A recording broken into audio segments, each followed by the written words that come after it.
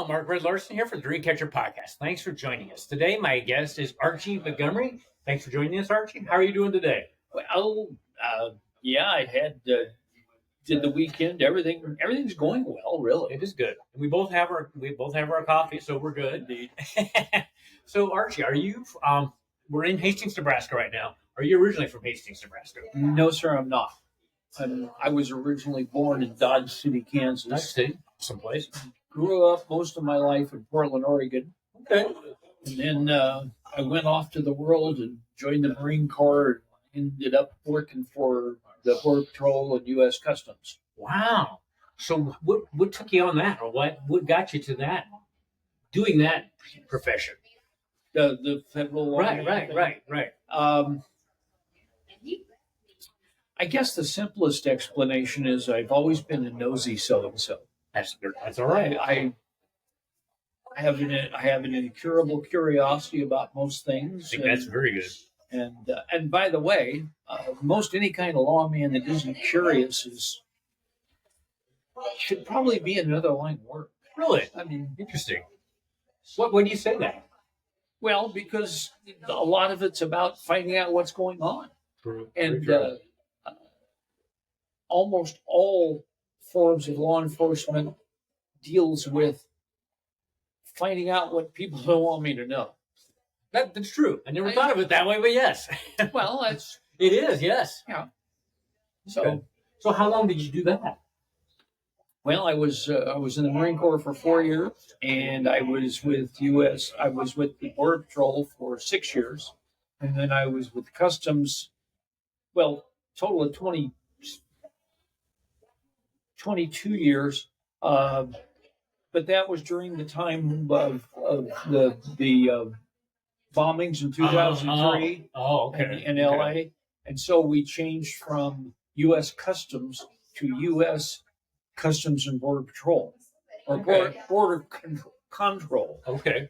And but it was this. We wore the same outfit, uniform, did the same things. It was just a different, chain of command at some level. So did you like that part of the country? Well, I was in Los Angeles. Okay. I worked at Los Angeles Airport with the Customs, and I liked it at first. And however, LA area is a very crowded area, Right. full of traffic. That was always uncomfortable. Yeah. And in the state of California, of course, so I call it the People's Republic of California. Yeah, I can understand that. Got worse and worse and worse as time went on, and so I have ceased. I mean, when I retired, I moved out. I would have too. Yeah, I know exactly what you're saying. So, so did you move here to Hastings then? I did. Okay. So why Hastings? Well, okay, my retirement was coming up, and I knew that, roughly 4 years in advance. Okay. So I started, and I knew at that time that I wanted to get out of California. I can see that. So I started doing research on different places, considering cost of living, climate, various laws, right. That would affect me. Exactly. Yeah. And I'll tell you all an ugly secret. I collect guns. Okay. And awesome. So I wanted a place where I could keep doing that, and not be in trouble, except for misuse, which right. I definitely try to avoid. And I got it, and it finally narrowed down to, I think, like 4 or 5 states. Okay. And then looking through a marvelous searching device on the internet called realtor.com. Okay. They have house listings Okay. all over the nation. Nice. And I found a place here in Hastings that I could afford, that I thought would suit me, and I could afford, and all that stuff. And it was one of the places that I would live. Right. So I bought the house, and I still live there. That is. So is Hastings what you thought it'd be like, or probably maybe didn't have any idea? It's about what I expected. Yeah. It's not a one horse place, but No. it's a smaller town than I was. I will tell you this: I was absolutely sick and tired of living in a big city, I would be too. and even now I've been to Omaha and looked at a couple of things over there. Right. I picked up people at the airport, for instance, and things Right. like that. And Omaha's too big a place for me. I agree. don't want to live there. Yep. I've been through Lincoln. Mm-hmm. Lincoln's not nearly as bad as Omaha, but it's still too much of a bigger place. Grand Island's about as big as I'd want to get. And then this is quite comfortable and it's close to places. It is. I mean, central Nebraska with the Tri-Cities, you can just about, everybody's like, why do you live in the Tri-Cities? It's like, because it's got a higher, I mean, the quality of life, I think, is great. I mean, I like visiting cities, but I usually want to go home very quickly after I'm there. So, I mean, still quality of life. We can, actually at airport, we can get out of Grand Island, Kearney, any place if we need to travel. So, okay. And you said you collected guns. What got you started on collecting guns? I really don't know. Okay.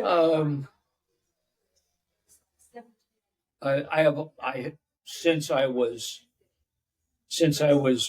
preteen, I've been interested in firearms. And by the way, preteen for some of you folks is going to be in the dark ages. But I've always been interested in it. Just kind of there's a lot to study about the history of how they were developed and that. Yes. It's every bit as complicated as the development of automobiles. Wow. And so, always interested to find out. And I was always interested in, finding out and being nosy. So the idea of police work is always kind of So that kind of fit in. And I think that, guns, it's in our history. It's the history of this country. So, yes. So what's the oldest gun you have? The oldest gun I have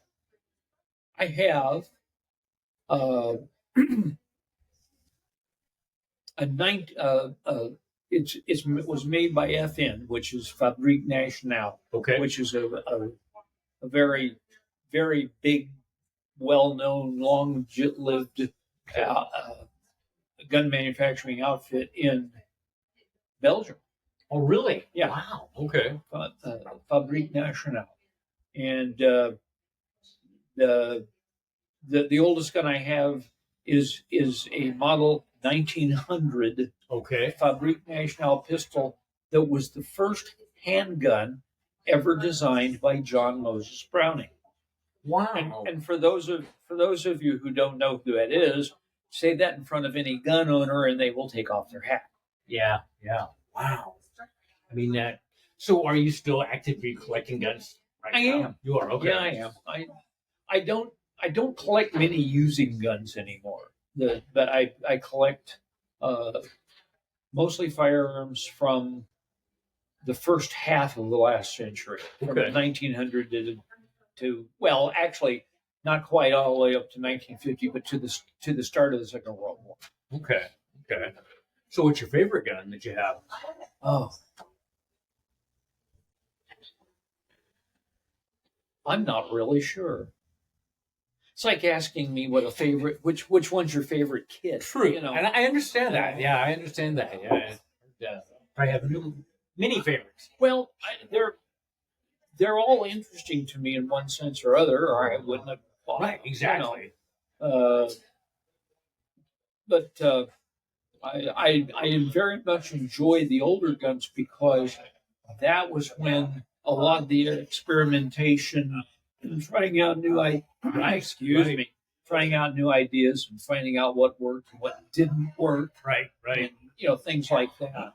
I can very much understand that. I collect vintage Christmas, so I can very much understand that thinking. So, well, it's kind of like old cars, which I know almost enough about to be dangerous. But there were a lot of things that were tried in automobiles on the early days that just They were dropped because they just didn't work. Wasn't a good idea. Until you try, you don't know for sure a lot of times. That's true. Yeah. So okay. Well, we were talking the other day.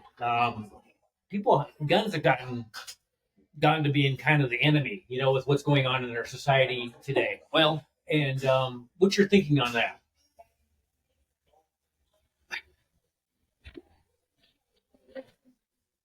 Firearms, guns, are not any more inherently dangerous than cake mix machines. Right. They are machines. They do a job. They are inanimate objects. Yes. They have no will. Yep. One of the things that really irked me is that there's a certain faction in the United States that blames firearms for all the violence, or for any violence. Yep. And actually, the things that cause violence are human beings who want to be violent. Exactly. And maybe not want to be, but don't care if they are. True. They have other goals, and if something interrupts that other goal, then they'll resort to violence. Yep. And no one goes out and shoots somebody because they just got a new gun and they want to try it out. Amen. I mean, they just now they may be some kind of goofy that wants to go kill people anyway, but that's. And if they didn't have the guns, they could do it some other way. Well, that's. I mean, I'm not saying I want to get rid of guns, but the guns are not. Maybe the guns are accessible. I don't know if they really are, but I mean, they could with a knife or run over people. Like there's other ways that they could do it. Well, the wall behind you, and you can kind of see it on here, is made of bricks. Right. A bare brick in your hand will kill another human being. Definitely can. If you got the notion. Yes, exactly. And there's a lot of things.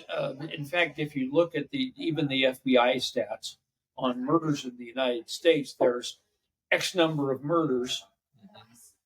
However, when it starts breaking it down by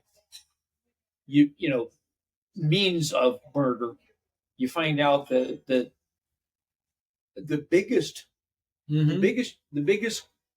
tool used in murder in the United States are blunt instruments. And I guess I can believe that, yeah. And then there's something else and something else and something I can't remember. Firearms are on that list. Yeah, I'm sure. But they're low on that list. I mean, relatively speaking. Yeah. No, I mean, because I'm not going to get on a soapbox, but it's just like they basically, I think they want to have the guns not be available to us. And that is a reoccurring suspicion.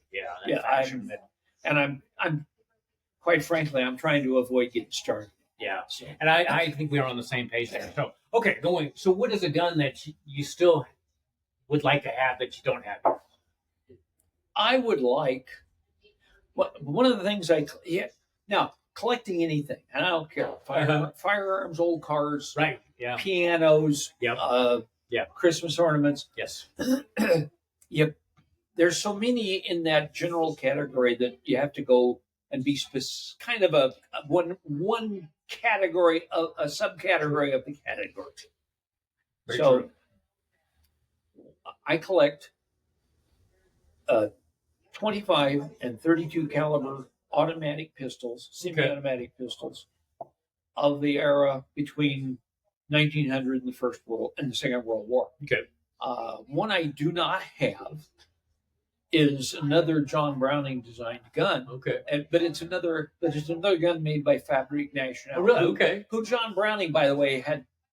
I'm not sure if he had a contract with them or just a understanding. Okay. But it's a 1910 FN. Okay. And it was another semi-automatic pistol that John Browning designed. It's one of those rather sleek ones. Okay, yeah, some of those really, yeah. That it was designed in it came out in 1910, so it was designed in the few years prior to that. But it was designed as a personal defense weapon for gentlemen and gentle ladies, who went out in public and were assailed by ruffians or something. Okay. And it was But it was, like I said, it was designed by John Browning. The design's been around for forever. Nice. And but I don't have one of those. Okay. And it's one of those historic things that I would like to have, because it's a well, if I were a car collector, I'd want to have a Model T. You know, I understand that. Yes. So I mean, that's just that that's one. just An iconic. I know exactly what you mean. So. No. So, what are some other things you like to do besides collecting guns? I'm an avid reader. Okay. And my throat's clogging up. Forgive me. That is right. I study a number of things. I read a lot of things. I'm a Christian by avocation, or vocation, I guess, in some worlds, and so I do quite a bit of studying of biblical scriptures and of biblical concepts and that sort of thing. I'm fascinated by science. And if anybody's worried about being a Christian and liking science, that's kind of an overdone thing. Mm-hmm. So I do a lot of reading on cosmology and the history of the universe and very simple astronomy. Yeah, well, yeah. There's all kinds of things that are constantly being discovered. Yes, that sometimes upset old apple carts and sometimes verify long held. Yeah, it's true. Feelings. Exactly. And so that terribly interests me. I read about I love murder mysteries. I think I've got collections of nearly all the Rick Stout series of Narrow Wolf. Okay, yes. Which started in 1934 and continued until Mr. Stout's death, I believe, in 1975 or thereabouts. Okay. I've got most all the Agatha Christie Poirot novels. Awesome.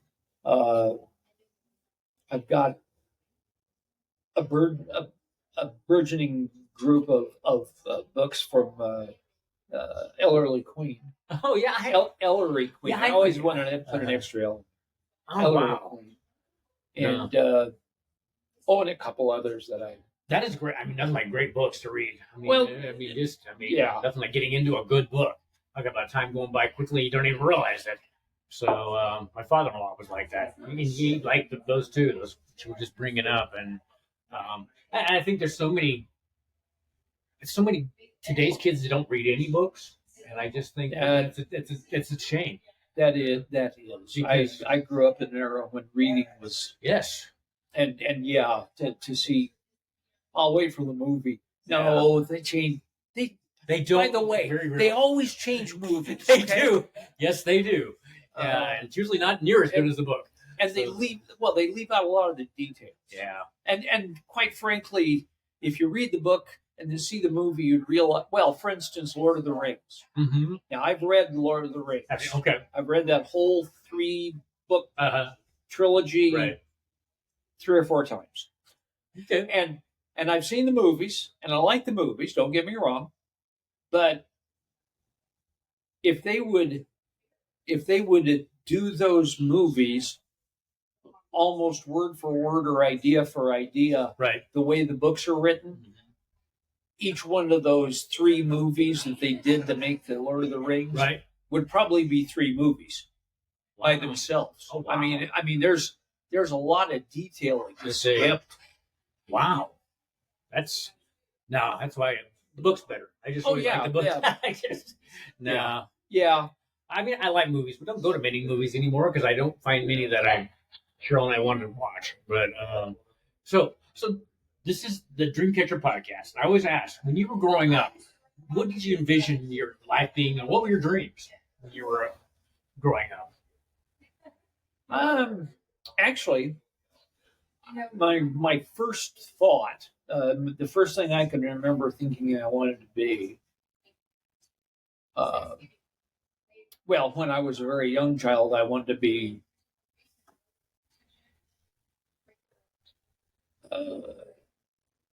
a scientist working with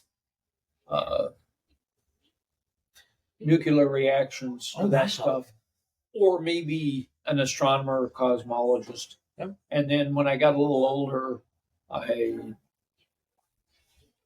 seriously, when I mentioned I went in the Marine Corps. Right, I was going to go in the Marine Corps as a career. Oh, really? Okay. And I'm rather proud of that time, and I enjoyed part of it. I didn't enjoy part of it, and I realized after doing that for a while that I just didn't take that well to regimentation. Yeah, I can understand that. And I'm much too imaginative or something. Yeah, I can definitely understand that. So so we were talking the other day when we were attempting to do the podcast that you had met all these people when you were at the airport. Like Bacall and stuff. Well, yeah, that was fun because that's also. Now I have to laugh at myself about this because I didn't want to stay in the Marine Corps because I didn't want to wear a uniform. Right. And then I got into jobs where I wore a uniform every day. Uh-huh. But it was different because I could have my own house. I could have my own home. Yeah. I wasn't going to get sent overseas. Right. And there was much more room to expand my knowledge and kind of work under my own impetus. Right.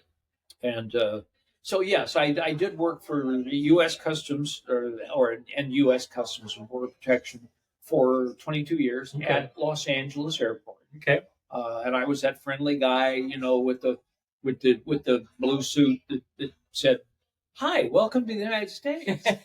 Okay. Can I see your passport Right. and Yes. your airline tickets and Right. open your bags and take off all your clothes?" Yeah, no, it's pretty close to that. It's not quite that. Yeah, but it's not far off. No, I know what you mean.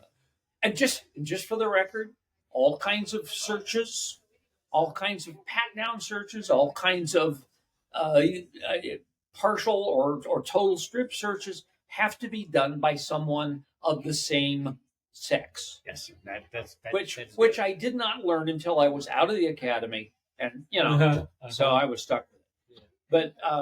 But yeah, I did get to meet a lot of celebrities through, and as I told you the other day, he'll tell you all about that. I did meet the late Don Rickles. Awesome. Talked to him. So yeah, Don Rickles. Don Rickles, yes, he was a delightful man. Had a warm smile. Now this is when he wasn't in character as the the insulter. Very nice man. He was a little bit older. He went over and sat down, and which is fine. And but I do have a certain honor in that we were talking one day, and he only came through twice, but that I talked to him. And he was standing. We were standing together about this close. Okay. And he looked directly at me and said with a great deal of enthusiasm, "You're a hockey puck." And then he smiled at me. Now, I want everyone to think, how many people can say that Don Rickles called him a hockey puck to their face? I wouldn't think very many. Yeah, I wouldn't either. I mean, definitely the minority. Anyway, but the fun part about it is that I could see him talking like that, and he would say stuff like that, and then when he'd kind of look at you with that look in his eyes and his face of, "Come on, give me a shot." Yeah, he wanted me to respond, that I was trying to be proper and very professional. Exactly. Oh well. Anyway, So, go ahead. And then I met Lauren Bacall on one occasion, and she was very gracious. And quite frankly, I was afraid to open my mouth for fear my tongue would fall out, because I mean,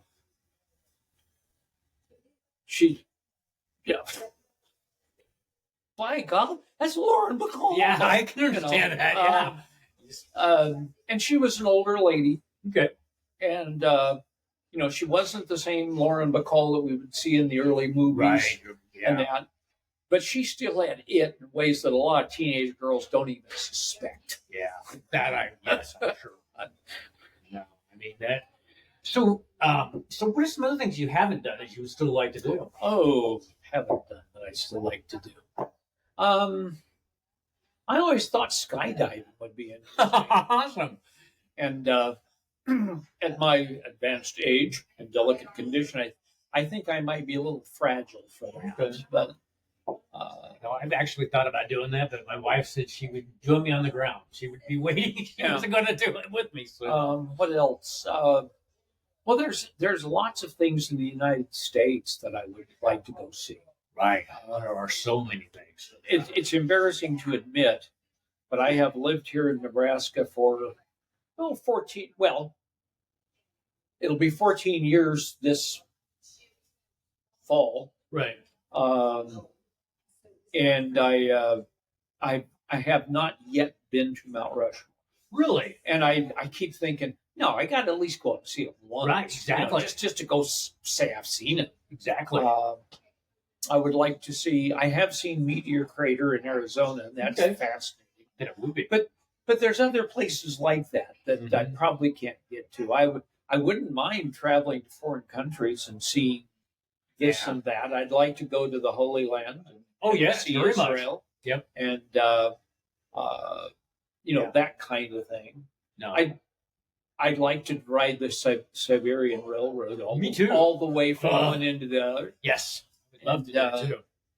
There's a lot of places like that. There's a lot of things. But the fact is, I'm quite content with what I have now. Which is very worth a lot. And between my retirement and all that stuff, I'm not stinking rich, but I'm comfortable.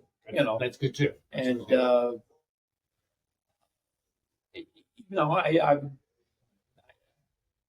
not a whole lot.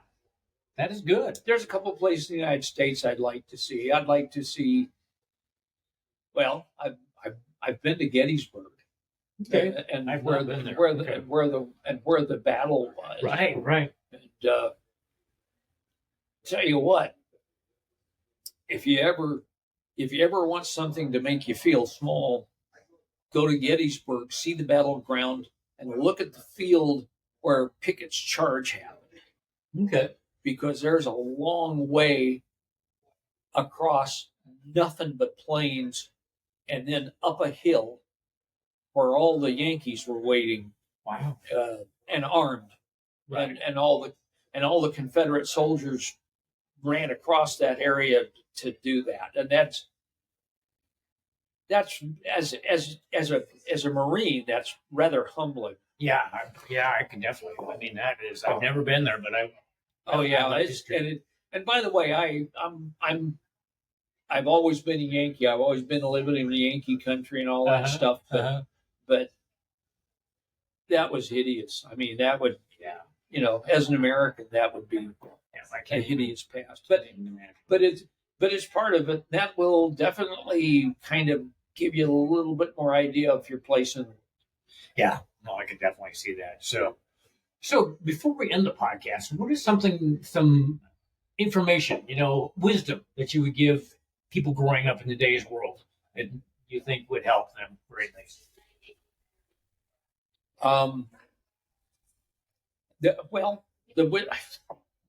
Okay, I can't say anything simple. That's all right. The entire history of the world has been that of tides and eddies. Right. We have been through the humanity has been through times of great progress. Humanity has been through times of great disasters. Right. I think probably when Genghis Khan made his ride movement across most of Asia, that was probably as bad or worse to the people of that time as the rise of Nazism in Germany was in the 40s. Right. 30s and 40s, actually. But everything cycles. Now, we are currently in a stage especially in the United States, where people don't take things seriously. People don't do this. It's mostly about pleasure. It's mostly It is. no. There is a serious thing. All that'll change. Yep. We'll go into another. The time before the Great Depression was a time of great The Roaring celebration. 20s, The Roaring Twenties. Yep. Everything was happy. Everybody was dancing and Yep. getting drunk and doing silly things. Exactly. And then the Depression. Yeah. And a lot of the dancing stopped. Yes. At least. So what I'm saying is, take things seriously, even if you don't, even if it doesn't appear to be. Look what's behind things. Yes. I would encourage people to take God seriously. Definitely. Amen. Yes. And there's a lot of things like that. Just take life seriously. You will get, the average person will get 70 to 80 years. Yep. Make it count for something. Do something Definitely positive. Definitely. Amen. Yes. Be known as, if nothing else, be known as somebody that showed up for work and did their job properly. If you can, be known as someone that did something intelligent and smart and invented something smart, or came up with a great idea. Yes. Because you will stand out, especially in this day and age. You will definitely stand out for what. Not only that, but historically. Yes. I mean, now, by the way, Attila the Hun and Genghis Khan are still famous in history, but not for anything good, particularly. No, that's true. Yes. So, I would encourage everyone to be as thoughtful as you can, as considerate as you can. Yes. And by the way, you can't lose being considerate. You cannot. Everybody thinks well of you. Even if you're a rotten skunk inside, be considerate on the outside, Exactly. and people won't know. No, they won't. And for one thing, and when you're considerate in this day and age, people wonder why you're holding the door for them or something like that, or doing something. It's true. It's just like, why are you doing this? It's like, because I want to. Well, it does kind of make one stand out. Yeah, it does. And it's just like I told my wife, Cheryl, it's like, what kind of world are we living in that stands out? I mean, it just. Well, yeah, but it is. I agree with you 100%. Just be considerate. Just. And probably some of you folks and some of you younger folks could look at that and say, "Yeah, but you're an old man." Yes, I am an old man. But in the old days, old men, and still even now, old men learn things. Yes, usually the hard way. Yeah. And in time gone by, the old wise man was wise because he managed to live and survive as long as he did. Exactly. That's probably still true to at least some point. I would agree. No, I definitely agree. So, no, I think that's great wisdom to end the podcast on. So, well, Archie, thank you for being my guest. Pleasure. Had some good coffee, good conversation. I look forward to maybe doing a follow-up podcast sometime down the line or something like that. But if nothing else, talking to you here at Blue Moon. So, well, as I've told other people, I'm an old guy, and getting me talking isn't hard. Getting me to shut up is hard. But I love that. I think that's awesome. I mean, no, I'm kind of that way too. Once you get me talking, it's like, okay. Yeah. But it's just, well, for one thing, you're passionate about what you're talking about. Usually when you kind of get me talking on vintage Christmas stuff, it gets me going. Well, you can't really talk. But no, I think that's great. I think it's because so many people won't talk to you at all anymore. They look at you like, go away. So, well, it's another thing that I want to encourage people to do. Learn how to express yourself. Yes. Learn more than just catchphrases, but get a decent vocabulary so you can use right words in the right places. Yes. People will think you're really smart. You don't have to be. Just go on a number of them. Yes, on that I 100% agree. And on that, we'll end the podcast. And thanks again, Archie. My pleasure. So take care. Bye.